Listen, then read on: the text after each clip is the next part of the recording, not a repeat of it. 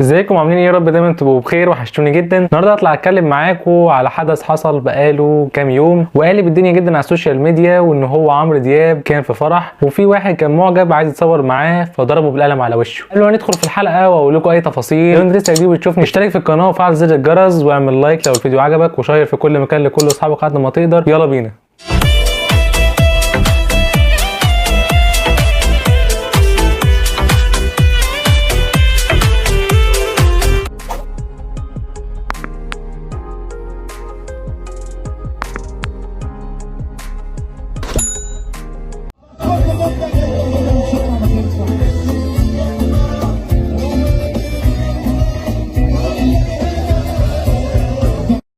يا كلب يا واطي صح يا حاج، صح. حقك عليا. اسمها منتة. معلش انا اسف. منتة يا فرحتي، منتة يا ابن حقك عليا الكلب. يا حاج، حقك. والله هموت نفسي عليك، ابوس راسك يا حاج. ويمين ابقى هموت نفسي عليك يا واطي. الشر عليك يا حاج، ابوس ايدك يا حاج. زي ما انتوا شفتوا كوميكس يعني يفصل بالضحك. حدث غريب جدا وحاجه انا مش مصدقها لغايه دلوقتي. في واحد جاي يتصور معاه فتقريبا شده من البدله شويه، خنق عمرو دياب شويه، ممكن يكون قرصه حاجه بسيطه زي اي معجب بيبقى متعشم في الفنان اللي بيحبه او مثلا المطرب اللي بيحبه او ايا كان، ده حتى لو لعيب كوره. اي حد بيبقى بيك فان لشخص معين بيروح يتصور معاه، بيروح مثلا ان هو بيبقى عايز انه يعمل معاه فيديو. لقيت عمرو دياب بيلف مره واحده وكاله قلم مخبرين انا عمري ما شفته في حياتي. يعني انا مش مصدق لغايه دلوقتي. فنانين كتير جدا بياخدوا سوبليكس حرفيا، ممكن واحد ينط عليه ياخدوا سوبليكس يكومه على الارض وعادي. ومحمد منير، تامر حسني، محمد حماقي، حماده هلال، عمرو دياب نفسه لما كان في اي فرح في اي مكان بيتصور مع الناس وكان عادي ومفيش اي حاجه. مش عاوز الناس جوه. خلاص يا عماد. يا عم لقطه هي حلوه اهي يا عماد. يلا يا عماد اهو. بس انت يا بختك خلاص يا عماد. لا يا مش كده، مش كده يا ولاد، مش كده، مش كده. يلا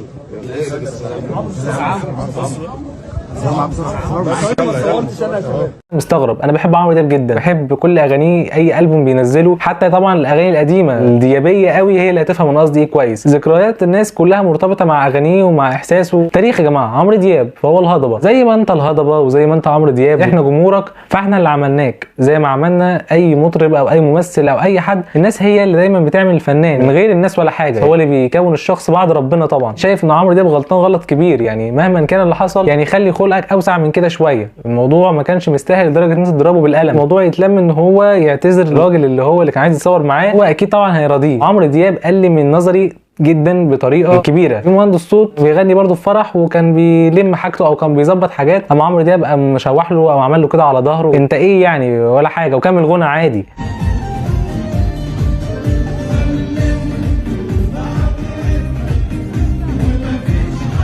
وعدت برضه، وكان في برضه السواق بتاعه كان اتاخر او ما جاش، فقال فين الحيوان بتاعنا السواق فين؟ الحيوان بتاعنا فين السواق؟ والموضوع زاد عن حده قوي، فشايف ان هو يعمل ستوب شويه، وبجد ان الموضوع يقف لغايه كده. يعني الراجل اخد قلم، يعني مصر كلها بتتكلم عنه من تواضع اللي رفعه. انت الناس هي اللي عملتك، وانت من غير الناس ولا اي حاجه، ومبقاش في انسانيه ومبقاش في اخلاق ومبقاش في حد دلوقتي بيهمه اي حد. عمرو دياب مهما كنت مكانتك فين، تاريخ كبير، محدش يقدر ينكر حاجه زي كده. ده ما يمنعش ان انت تتواضع مع الناس وان انت تقرب منهم وتتصور معاهم. بس انا في الطبيعي بشوف ده، يعني انا في الطبيعي بشوف عمرو بيتصور مع الناس. وعلى فكره الشاب اللي عمرو ده ضربه بالقلم ده قبل كده كان متصور معاه كذا مره، حتى لو هو كان بيزن عليه، حتى لو هو كان بيلح عليه، حتى لو هو كان يتصور معاه كذا مره. بيحبه، ده بيحبك، ده واحد من جمهورك. ما ينفعش ان انت تعمل كده. يعني مهما كان اللي حصل او مهما كان الموقف، هو عمرو دياب اكبر من كده بكتير، وما ينفعش اللي حصل ده. دي حركه مش كويسه مع عمرو دياب، وانا شايف ان هو يعتذر للولد ده، يجبر بخاطره. ممكن شاب يقلدك في نجاحك، ممكن شاب يقلدك في طريقه ستايلك، ممكن شاب يقلدك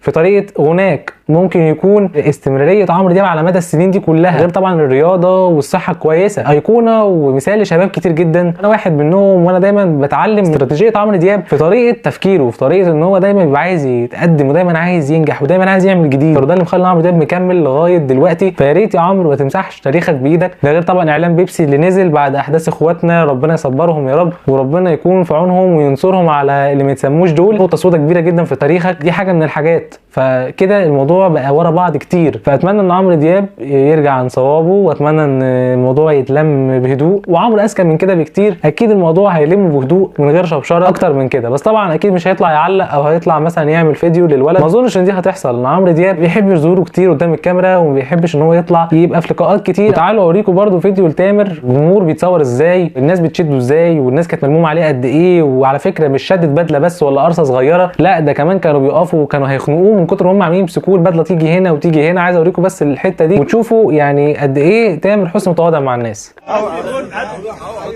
صوره جماعيه بس يا شباب ثانيه واحده سيبوا يا فندم. تعالوا كده كلكم عشان تطلعوا كده. وسع كده. تعالى هنا عشان تطلع. تعالى هنا عشان تطلع معانا. ثواني بس ارجعوا بس. تعالى كده ثواني يا جماعه. انتوا مش عايزين تصوروا على فكره. يلا طب نور انا بقى ثانيه واحده كله كده. كله يجي يلا اهو. طب انا كده هطلع مسنوق. يلا اهو يا عمير هو عايز تعمل يا عم فين الناس اللي اهو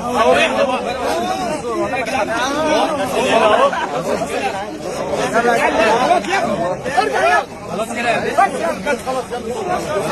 زي ما انتوا شفتوا كده يعني تامر متواضع جدا، وناس كتير بتسالني انت بتحب تامر ليه؟ هو ده السبب اللي بيخليني احب تامر قوي، هو ده السبب اللي بيخليني ان انا بشوف ان هو قبل ما يكون فنان هو انسان بجد، مش بيعمل كده لمجرد شو او بروباجندا على الفاضي، لا هو فعلا كده، ده حقيقي. هو تامر بطبعه كده ودايما بيحس بالناس وقريب منهم، فده مثال من الامثله كتيره جدا وفنانين كتير جدا عندنا. ناس كتير هتقول لي انت ايه ده، انت بتقارن عمرو دياب الهضبه بتامر حسني؟ تامر حسني ماله؟ على الاقل تامر حسني معلش لو حد اتصور معاه هو اللي بينزل يتصور معاه وهو اللي بينزل له، وكمان لو حصل ايه وخنقه وفي حواليه ناس كتير جدا عمره ما هو يضرب حد بالقلم او مثلا ان هو يحرجه قدام الناس. اوفر جدا، وعمرو دياب غلطان غلط كبير، نزل من نظري جدا بعد اللي حصل ده، وشايف ان هو يعمل ستوب شويه ويبتدي ان هو يراجع حساباته ويبتدي ان هو يلم الموضوع بذكاء. ده اللي كان عندي النهارده. قولوا لي رايكم في الكومنتات تحت، وقولوا لي لو انتوا كنتوا مكان الشاب ده ايه كان رد فعلكم، سواء انت او انتي. قولوا لي ايه انتوا كنتوا هتعملوا ايه لو كنتوا مكان الشاب اللي اتضرب بالقلم من عمرو دياب. وده اللي كان عندي النهارده. لو انت جديد بتشوفني اشترك فعل زر الجرس واعمل لايك لو الفيديو عجبك، وشير في كل مكان لكل اصحابك. ما تنساش.